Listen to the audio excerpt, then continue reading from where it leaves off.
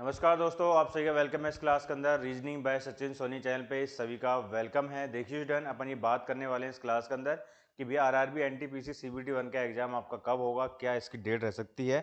तो आप सभी का वेलकम है इस क्लास के अंदर reasoning by Sachin Soni channel पे। देखिए इसके बारे में बात करते हैं, कितने नंबर ऑफ फॉर्म भरे गए हैं, कब तक अपना क्या हुआ है इसके अंदर देखते हैं। देखिए इसके अंदर आपकी जो वैकेंसी थी कितनी थी, आपकी 11,558 आपकी वैकेंसी है, 11,558। ठीक है। एनटीपीसी वाला जो आपका एग्जाम है ग्रेजुएट लेवल और अंडर ग्रेजुएट लेवल का आपका एग्जाम होने वाला है। पहले इसकी जो डेट थी आपकी जून थी एक्सपेक्टेड। ठीक है, जून के अंदर आपकी इसकी एक्सपेक्टेड डेट थी, पहले जून में होने के चांसेस थे। लेकिन अभी नई अपडेट आई थी कि बिहार के अंदर कुछ स्टूडेंट है जो आपके एससी कम्युनिटी के हैं, तो उनके फॉर्म में अपडेट आपका होगा। ठीक है, जो आपके वो एससी से ओबीसी के अंदर आपके वो अपडेट होंगे। ठीक है, ओबीसी सर्टिफिकेट उनको लगाना पड़ेगा। तो ये जो आपका अपडेट होने वाला है ये फॉर्म आपका, तो ये आपकी जो इसकी डेट है, इसकी डेट ही आपकी 1 जून को है लास्ट। ठीक है ना, तो जून में तो आपके एग्जाम होने के चांसेस कम है। कैंडिडेट ने अप्लाई किया 1,21,67,669 जो आपके कैंडिडेट है इसके अंदर आपके अप्लाई हुए हैं फॉर्म। ठीक है, और अगर इसकी बात करें अपन CBT 1 CBT 2 आपका एग्जाम होगा, तो देखिए आपका जो अपडेशन का जो आपका ये नोटिफिकेशन आपका आया हुआ है, तो ये आपका 1 जून तक तो आपको इसको अपडेट करना पड़ेगा। जो कुछ स्टूडेंट है जो बिहार के अंदर जो एसटी कम्युनिटी के हैं, तो ये आपका अपडेट के कारण क्या आपके 1 जून तक तो आपका यही चलेगा। तो इसका मतलब ये है भैया मई तो आपकी चल ही रही है। ठीक है ना, 8 मई 9 मई तो आपकी वैसी हो गई, तो ये जून तक तो आपका ये भरा ही जाएगा। जून तक तो जून के बाद ही आपका एग्जाम होने के चांस है, यानी कि जुलाई या फिर अगस्त के अंदर आपके होने के चांसेस है एग्जाम। ठीक है ना, अगर अपन CBT 1 की अपन बात करें तो इसके एग्जाम होने के चांसेस कब है आपके, या तो जुलाई या फिर अगस्त में होने के चांसेस है, क्योंकि जून में तो आपका यही फॉर्म भरा जाएगा, अपडेट हो गए नए तरीके से। ठीक है ना, और रही बात इसके अंदर अपन बात करें भैया क्या इसके अंदर पैटर्न रहता है। पैटर्न इसके अंदर आप सभी को पता है कि भैया 3 सब्जेक्ट आपके पूछे जाएंगे। एक तो आपकी जनरल अवेयरनेस 40 नंबर, 40 क्वेश्चन के, 30 नंबर की मैथमेटिक्स आएगी, 30 नंबर की आपकी रीजनिंग आएगी। तो रीजनिंग वाला जो पोर्शन है मैं आपको करा रहा हूँ इस चैनल पे, reasoning by Sachin Soni channel पे। ठीक है ना, वहाँ पे जाके आप देख सकते हैं, और वेट ना करें, आप डेली प्रैक्टिस करते रहें। जो भी आपकी फुल लेंथ और जो आपकी प्रैक्टिस कर रहे हैं, प्रैक्टिस कंटिन्यू बना के रखें आप। ठीक है, अगर इसकी अपन टाइमिंग की अपन बात करें, एग्जाम की जो टाइमिंग रहने वाली है, 3 शिफ्ट में आपका ये एग्जाम होगा। ठीक है ना, एक तो ये 9 बजे से 10:30 बजे होगा, दूसरा आपका पौने 1 से 2:15 बजे तक, तीसरा आपका होगा 4:30 से 6 बजे तक। तो ये 3 शिफ्टों में एग्जाम लगाने की कोशिश करें आप। ठीक है, जो भी आप मॉक टेस्ट लगा रहे हैं, जो भी आप मॉक टेस्ट लगा रहे हैं, ठीक है, इन 3 शिफ्ट में ही लगाने की कोशिश करें। जहाँ भी आप लाइब्रेरी में तैयारी कर रहे हैं, तो मेरा मानना यह है कि सेम उसी टाइम पे लगाने की कोशिश करें। ठीक है, जैसा आपका टाइम स्टार्ट होता है, पेपर आपका स्टार्ट होता है 9 बजे, तो एक टेस्ट आप जो लगाए फुल लेंथ वाला मॉक टेस्ट आपको लगाना है, फुल लेंथ वाला मॉक टेस्ट तो आपको ये लगाना है 9 बजे, 9 से 10:30 बजे के बीच में। ठीक है, उसके बाद थोड़ा आप आराम करें। ठीक है, एनालिसिस कर लीजिए भाई कितने गलत हुए कितने सही हुए। उसके बाद फिर आपका एक टेस्ट वापस से लगाइए आप, कितने बजे, 12:45 पे। ठीक है, 12:45 पे लगाइए, फिर आप लगाइए 2:15 तक। ठीक है ना, यानी कि 2:15 तक। ये हो गया आपका। फिर लंच वंच कर लीजिए, आप थोड़ा एनालिसिस कर लीजिए, देख लीजिए। तैयारी आपकी यही होने वाली है, अब आपको प्रैक्टिस ही करनी है। ठीक है ना, आप जो अब तक पढ़ चुके हैं उसका रिवाइज करो और इनकी प्रैक्टिस करो बस आप। ठीक है, कोई भी डाउट हो, कोई भी क्वेरी हो, लाइव क्लासेस अपन देख रहे हैं, 11 बजे आप देख सकते हैं। ठीक है, और अपनी एक ऐप भी है रीजनिंग अड्डा करके, इस ऐप को भी आप डाउनलोड कर सकते हैं, यहाँ भी आप मॉक टेस्ट लगा सकते हैं। ठीक है ना, रीजनिंग अड्डा, यहाँ भी आप मॉक टेस्ट लगा सकते हैं। मेन चीज़ ये है, उसके बाद आपको 4:30 से 6 बजे टेस्ट लगाना है। देखिए स्टूडेंट, सेम उसी टाइम पे आप टेस्ट लगाओगे तो ज़्यादा आपके लिए बेनिफिट रहने वाला है, बजाय कि भैया रात को 9 बजे लगाओ, या फिर शाम को 7 बजे बाद लगाओ, या फिर सुबह 5 बजे लगाओ, 6 बजे लगाओ।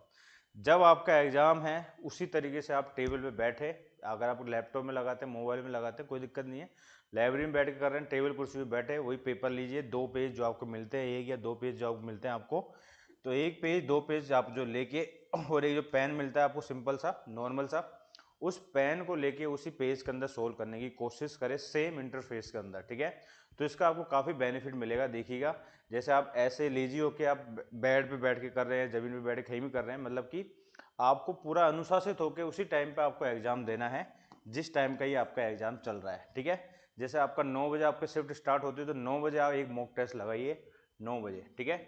एक मॉक टेस्ट आपको 9 बजे लगाना है, दूसरा आपको लगाना है कितने बजे, 1:45 से 2:15 बजे तक, तीसरा आपको लगाना है भैया 4:30 बजे से 6 बजे के बीच में, ठीक है। इन सबको लगाइए, एनालिसिस करिए, बाकी टाइम के अंदर रिवीजन करें जो आप करें।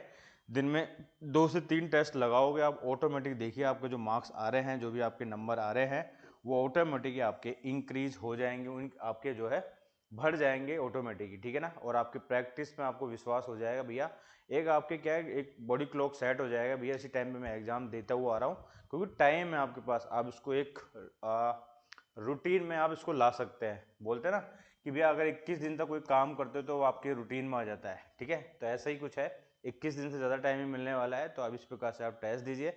अगर आप 21 दिन भी टेस्ट देते हैं कंटिन्यू महीने में, संडे वनडे हटा दें, तो 21 को आप 3 से मल्टीप्लाई करते हैं, एक टेस्ट देते हो आप दिन में, 3 टेस्ट देते हो तो कितने हो गए आपको, 3 एकम 3, ये हो गया आपके 63 टेस्ट हो गए, ठीक है।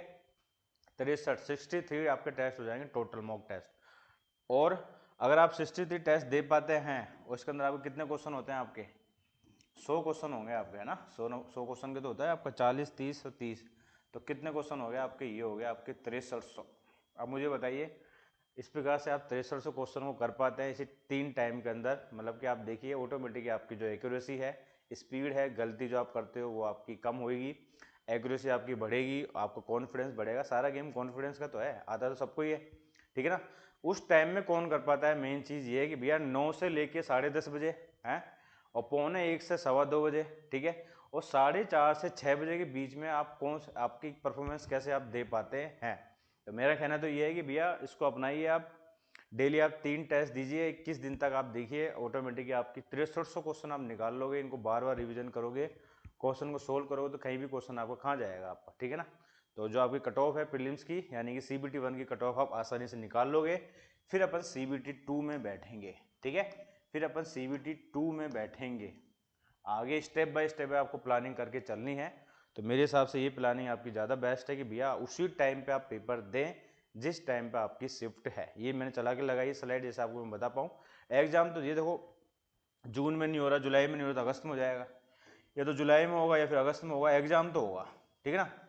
एग्जाम आपका 2 महीने बाद हो, 1 महीने बाद हो, 1.5 महीने बाद हो, कभी भी हो, एग्जाम तो आपको हुए हो, फॉर्म फिल करे हैं तो आपके एग्जाम होंगे। मेन चीज़ ये है कि भैया आप क्या कर रहे हो, ठीक है, आप क्या कर सकते हो अपने एंड से, अपने हाथ में क्या है, आपके हाथ में ये है कि भैया आप इनको मैनेज कर सकते हो। कोई भी 3 एग्जाम नहीं टेस्ट नहीं दे पा रहे तो कम से कम 2 तो आप दे ही सकते हैं, ठीक है। 21 दिन तक कम से कम आप देते हैं 2 टेस्ट, तब भी आपके 42 होते हैं, 42 इंटू 100 करें तो 4200 क्वेश्चन आप सोल्व कर पाते हैं, समझ गए। तो 3 नहीं दे पा रहे, 2 तो दे एटलीस्ट, क्योंकि आप देखिए इस प्रकार से आप इसको स्ट्रेटजी को अपनाओगे तो ऑटोमेटिक आपका जो जो आपके नंबर ऑफ मार्क्स जो आपके आ रहे हैं इस टाइम पे टेस्ट सीरीज में, ऑटोमेटिक इनहेंस हो जाएंगे, इंक्रीज हो जाएंगे आपके, और आपका कॉन्फिडेंस भी बढ़ेगा, ठीक है ना। रीजनिंग अड्डा करके इस ऐप को डाउनलोड कर लीजिए, यहाँ भी आप मॉक टेस्ट दे सकते हैं रीजनिंग का, ठीक है ना। तो ये रही है इसके अंदर अगर बात करें भैया, अगर आपकी वैकेंसी की अपन बात करें तो 8113 आपके ग्रेजुएट लेवल की वैकेंसी आई थी, ठीक है। और इसके अंदर बात करें गोस्ट ट्रेन मैनेजर की आपकी 3144, चीफ कॉमर्शियल कम टिकट सुपरवाइजर की 1736, सीनियर क्लर्क कम टाइपिस्ट की 732 है, जूनियर अकाउंटेंट असिस्टेंट कम टाइपिस्ट की 1507 है, स्टेशन मास्टर की 944 है।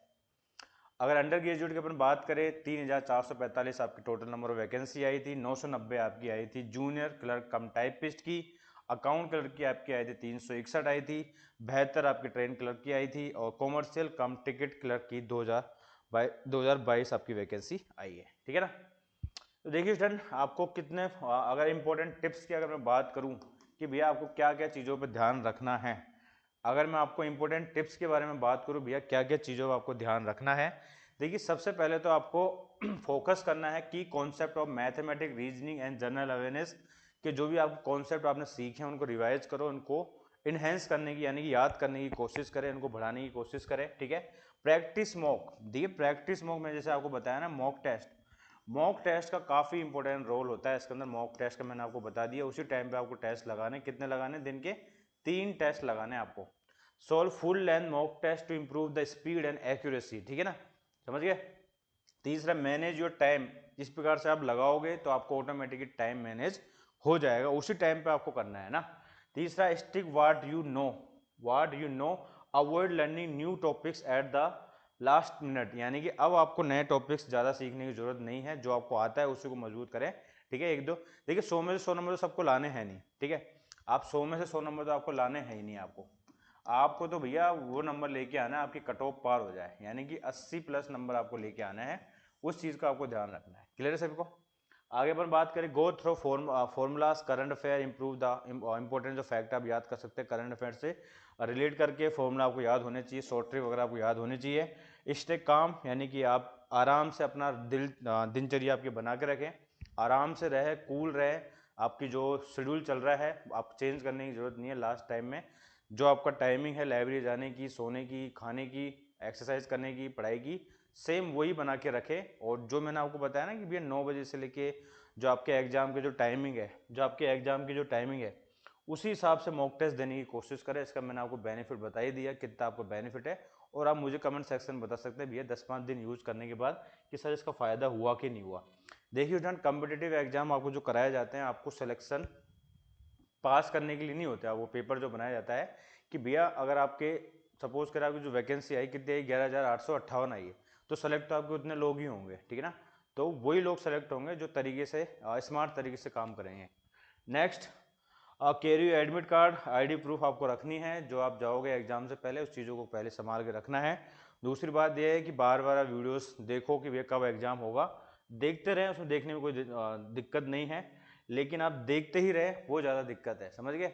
एनटीपीसी का एग्जाम जब होगा 1 महीने बाद होगा, 2 महीने बाद होगा, जब होगा, लेकिन आपको अपनी स्ट्रेटजी पे ध्यान रखना है। कब होगा आपका?